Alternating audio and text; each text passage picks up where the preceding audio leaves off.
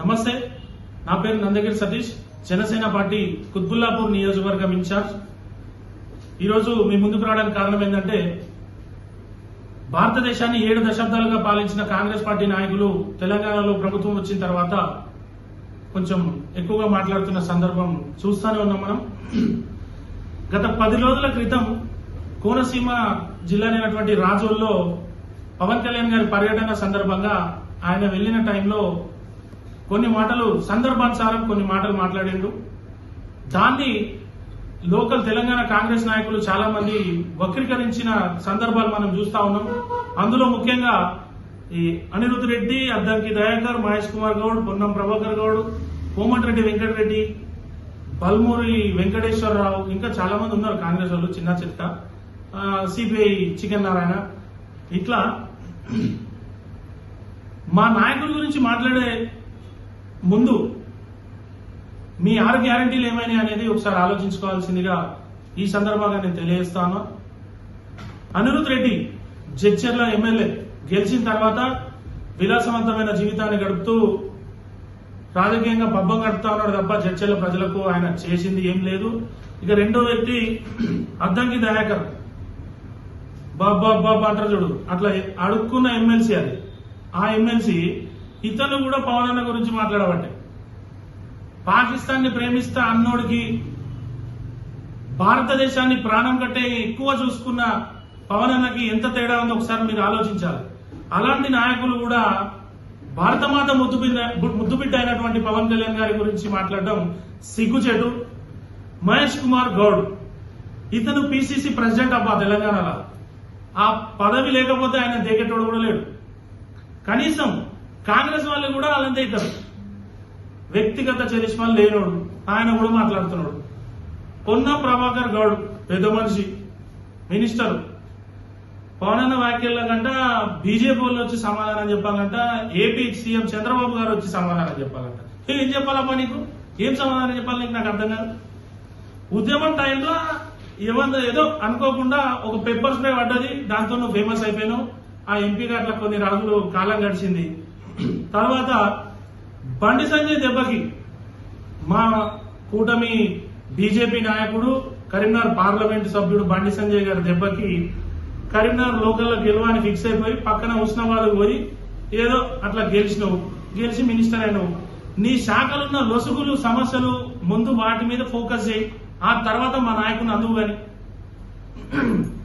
Komatireddy Venkatareddy cinematography మంత్రి, అబ్బా పవన్ అన్నారంట క్షమాపణ చెప్పాలంట. క్షమాపణ చెప్తే 1-2 రోజులు సినిమా ఆడనిస్తాము అంటున్నాయన. అరే అది ఎంత సిగ్గుచేటు అంటే, ఒక మినిస్టర్ స్థాయిలో ఉన్న వ్యక్తి 1-2 రోజులు సినిమాని ఆడనిస్తాము అంటే బెదిరిస్తున్నావు అనుభవం మమ్మల్ని. ఒక సర్పంచ్ అభ్యర్థిని, ఒక బీసీ బిడ్డను కిడ్నాప్ చేసిన వదంతుల్ని మీద వస్తానే ఉన్నాయి, ముందుకు దానికి సమాధానం చెప్పు.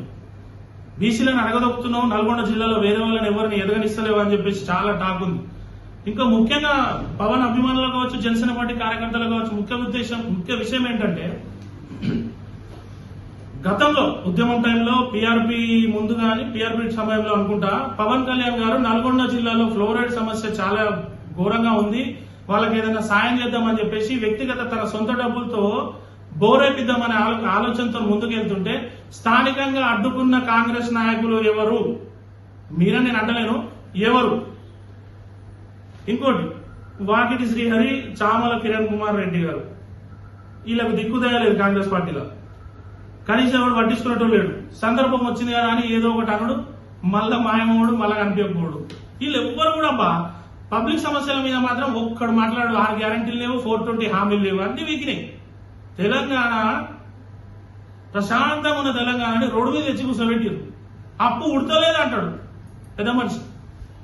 ఇక ఫైనల్ గా బల్మూరి వెంకటేశ్వరరావు, బల్మూరి వెంకట్, ఈ మహామనిషి పవన్ కళ్యాణ్ గారిని తెలంగాణ నుంచి తరిమేస్తాడంట. అరే బాబు ఏంటబ్బా నువ్వు అంటే మంచి అభిప్రాయం ఉంది మాకు. అరే కష్టపడ్డాడు, అన్ని విధాలుగా ముందుంటాడు కాంగ్రెస్ పార్టీలో, మాలాంటి యువతకు నువ్వు ఆదర్శం అనుకున్నాం మేము. కానీ ఇంత ఏదవ్వా నువ్వు, ఇంత నీతి మళ్ళా మాటలా? సిగ్గు అంటున్నావు బిడ్డ నువ్వు, వెంకట్ తమ్ముడు, బ్రదర్. ఇది చాలా ఓవర్ నీకు, నీ స్థాయికి. నీకు మేమందరం కానీ తలుసుకున్నాం అనుకో, నువ్వు ఇంట్లోకి వెళ్ళి మీ గల్లీలోకి వెళ్ళి కూడా బయటికి రావు. నువ్వు అనుకుంటున్నావు ఏదో 2021 అనుకుంటా, ఏమన్నా 2021 హుజురాబాద్ ఎలక్షన్స్ లా, బై ఎలక్షన్స్ లా పోటీ చేసినావు. డిపాజిట్ కూడా రాలేదు బాబు నీకు. బల్మూరు వెంకట్ 3014 ఓట్లు సమేదో వచ్చినాయి. అలాంటి నువ్వు భారతదేశంలోనే 100% స్ట్రైక్ రేట్ తోని గెలిచిన జనసేన పార్టీ అధినేత, ఏపీ డిప్యూటీ సీఎం అయిండు. చూసి నేర్చుకో, బుద్ధి తెచ్చుకో. ఈ కాంగ్రెస్ లో ఉన్న యువత అందరినీ నువ్వు తప్పుదో పట్టిస్తున్నావు. ఖబర్దార్ బల్మూరి వెంకట్ బెటా. ఇక ఆటలో అరటిపండబ్బా సిపిఐ నారాయణ, చికెన్ నారాయణ, ఈయన ఎప్పుడు వస్తాడో తెలియదు. ఆయన ఉన్న సంగతి కూడా చాలా మంది మర్చిపోయారు. ఏదో ఎర్రజెండా ఉద్యమ పార్టీ అంటే మాకు కూడా కొంచెం ప్రేమ అభిమానాలు ఉంటాయి, ఉండవని కాదు. కానీ ఇవన్నీ ఎందుకు కాక నీకు ప్రశాంతంగా ఇంట్లో రెస్ట్ తీసుకొని ఆ చికెన్ తినుకుంటా హ్యాపీగా ఉండొచ్చు కదా. ఆ ఐబొమ్మల గురించి, ఆ బొమ్మల గురించి నీకెందుకు? నువ్వు మాట్లాడేది ఎట్లుంటాయి తెలుసా? సినిమా అంతంత కోట్లు పెట్టి ఎవడు దిమ్మన్నాడు, ఐబొమ్మనే కరెక్ట్ అన్నట్టుగా మాట్లాడుతున్నావు. మరి ఇంత ల్యాండ్ రేట్లు ఎందుకు పెరుగుతున్నాయి? కబ్జా చేయమంటావా మమ్మల్ని? బంగారం రేట్లు పెరుగుతున్నాయి, చైన్ స్నాచింగ్లు చేయమంటావా జనాలందరినీ? ఏం మాట్లాడుతున్నావు? కనీసం బుద్ధి జ్ఞానం ఉండాలి, వయసు పెరిగింది నీకు. ఈ అన్నిటికీ కారణం ఏంటంటే కొన్ని వేల ఎకరాలు హైదరాబాద్ సరౌండింగ్స్ లో కాంగ్రెస్ పార్టీ అమ్మకానికి చూస్తుంది. ఇదంతా డైవర్షన్ పాలిటిక్స్ చేస్తుంది కాంగ్రెస్ పార్టీ. అదొకటి. ఇంకోటి ఏంటంటే జనసేన, బీజేపీ, టీడీపీ ఈ కూటమి ఎక్కడ తెలంగాణలో బాగుతుందో, హైదరాబాద్ గ్రేటర్ మేయర్ పీఠాన్ని ఎక్కడ ఎక్కుతుందో అనే ఒక భయంతో ఈరోజు బీఆర్ఎస్ కావచ్చు, కాంగ్రెస్ పార్టీ కావచ్చు, ఈ అవాకులు చెవాకులు పేలుతా ఉన్నాయి.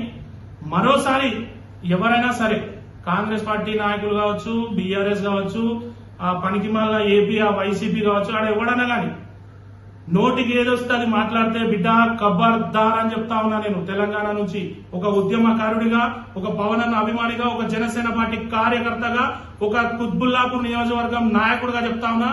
ఖబర్దార్, ఎవడైనా సరే నోరు జాగ్రత్త పెట్టుకొని మాట్లాడండి.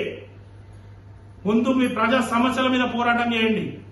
ఏవైతే హామీలు ఇచ్చినావో వాటి గురించి మాట్లాడండి. అంతేగాని మా నాయకుల గురించి ఇష్టానుసారంగా మాట్లాడితే తెలంగాణ బిడ్డలమే, తెలంగాణ వాదులమే, తెలంగాణ ఉద్యమకారులమే, కానీ పవన్ అన్న వెంట ఉన్నాం అనే విషయాన్ని మీరు గుర్తు చేసుకోవాలి.